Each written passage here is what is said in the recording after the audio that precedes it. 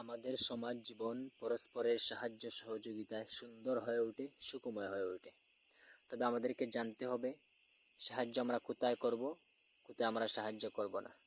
আল্লাহ তাআলা আমাদেরকে বলে দিয়েছেন, ওয়া তাআওয়ানু আলাল বিররি ওয়াত তাকওয়া, তোমরা সৎ কাজ এবং তাকওয়ায় সাহায্য সহযোগিতা করো।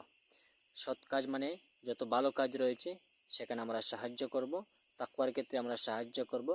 অর্থাৎ একজন নামাজ পড়তে যাচ্ছে বা কেউ নামাজ পড়ছে না, তাকে নামাজের ক্ষেত্রে যতটুকু সাহায্য করার আমরা সাহায্য করব। ইসলামী একটা মাহফিল হচ্ছে, সেই মাহফিলে আমরা অর্থ দিয়ে, শ্রম দিয়ে বিভিন্নভাবে সাহায্য করতে পারি।